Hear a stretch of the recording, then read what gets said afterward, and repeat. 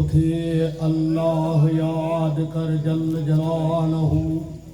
बाना बियूं सबर सार जो गजो आहे गफलत गैर में गूं दर हद गुजार लाह मिड़े खसरा बिना बहमर सार जनखे खुब हबीब नबी करीम जीलो महबत मन मजा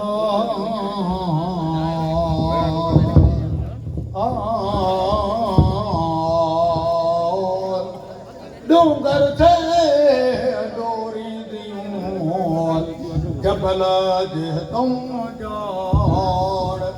लाऊं लाजूं हो तसां बनी मजवन का ऐ कान रछाणी ऐ के जखे ऐ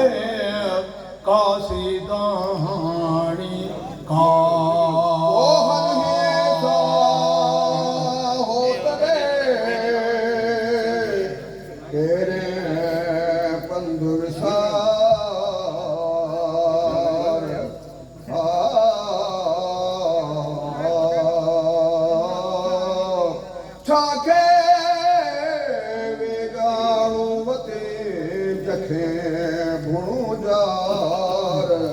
साथी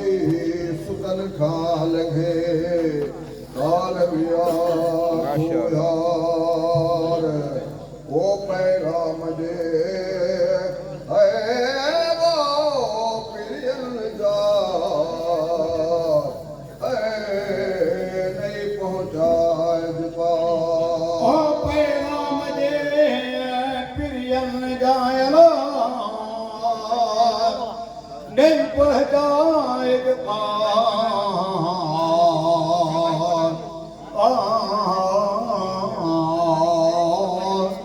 वल्लज़ीन जाहदू फीना लनहदियन्नहुम सुबुलना नज़र उदनहार और अजीब सां गजो गदगुदार ऐ करी भाणी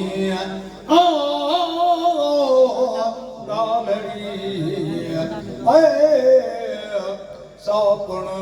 सही संभाल सलवा तो रसूल ते कर्मो जारी कार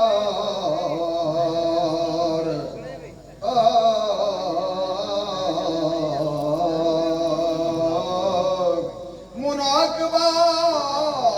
मौजदा पैगाम सदा हिकड़ी राहत रूह खे ही आधर अखड़ियल कहनी कामिल जिन में था हुआ सथ में सहाबन में हो पाण पटांदर वो चंदवा अला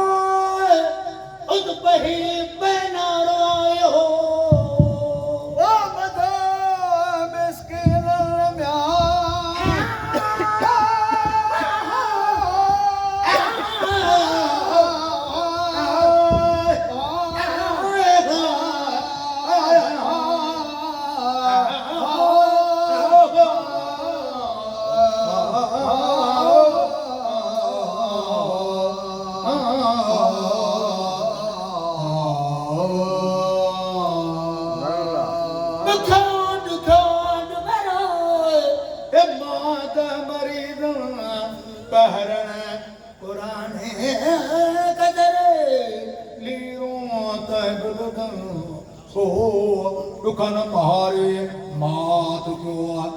अथर वाला कहे उबो चाल तग करे तो अपने काफिर देखना खैर दियार यो सरवर सुवाल जम अवयाली आया मजा मिस्कीन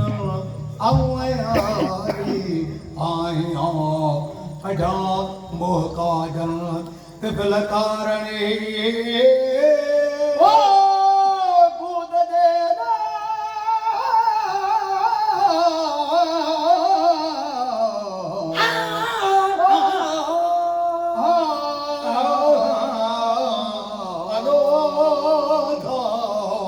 मानिय लहाय मरन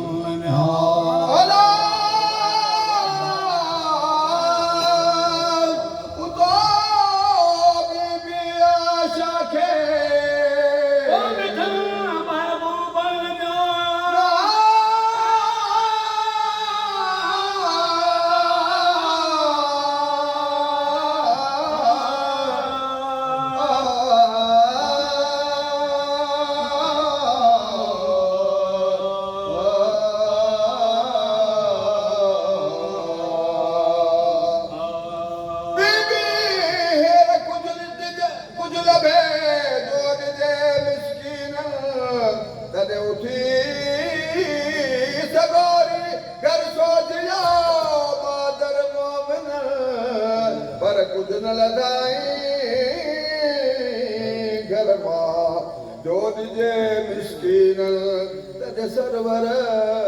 स्वारीअ खे चयो रखी मोहबत मन में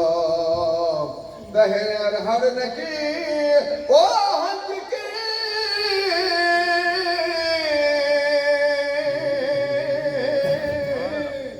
अला ओ न किया है घरन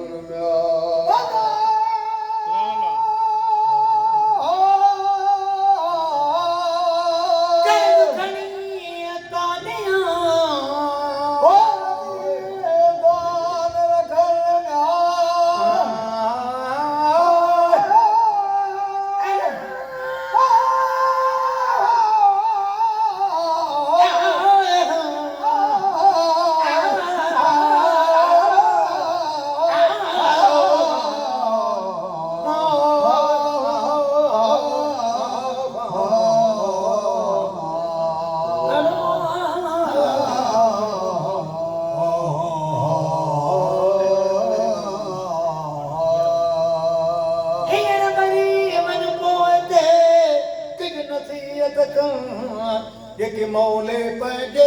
मेर सां ॾिनू सां आगे मिल्कियत तो सदी कयो कौल पर कलेरा पिय अर्ज़ कयो उभी सां अदब साईं कहिड़ो मोह वठी वञा वार सॾूं वतन अधो तूं आधार तूं देखावर थोप जॻह चलूं सबर जाम तूं मन मोता चल तो दारो कान सुझे का बसी बेचार आही राह करू जी आदर बोझन जिन मलाइक देव परू जो तो के सजदा कान हम तुंहिंजे हथ में जेकी ॾिनू ॾेह धणिया सा आहे ओ मिल्कियत तो सदेना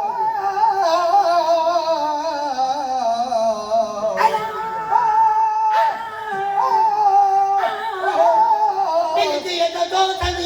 सदी कया कौल पर अला ओ पीरी पार सुआई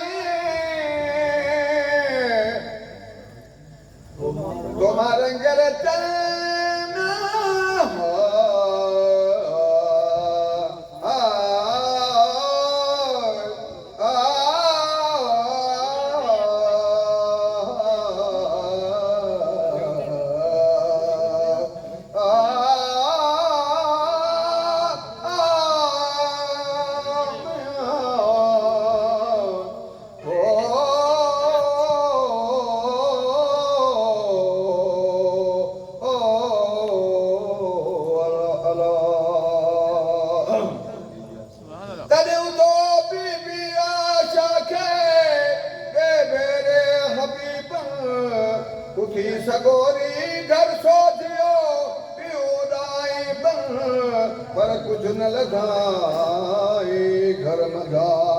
जो अॼु मिसकीन मगर तुखुम तमर जो ॾिठो तोहफ़ो कारण कनि सो हज़रत पाण हथनि सां अची ॾिनो ॾेह धण वठी राबी अयाल ॾे वरियो तूं वतन में उहे राबी अयाल सां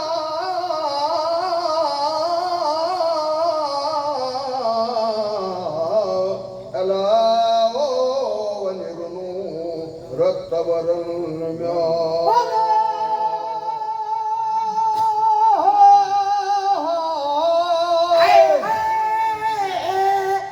मोहाल जो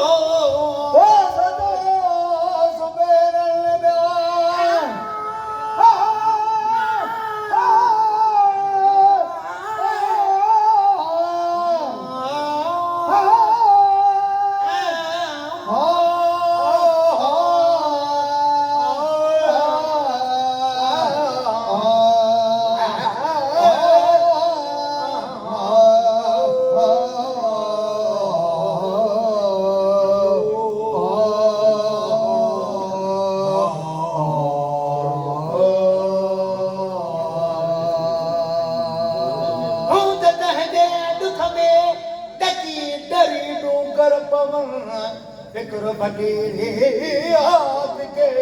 दिल गण लाहू दर्म दर्द दिया ता सबक सूर पढ़न कुर्ब के नायत कूत क्यों दान मत दान मलन इन पर के जग रखिए चलो आप दखन ता कदे ककी बात में चोरियों थान चपन मजा माँ की वही आगे जे अमरन माँ की माँ जून क्यों थाकिलो खीर पियन साथ की तो वो तरीकत क्यों था गति था जन एक औरत के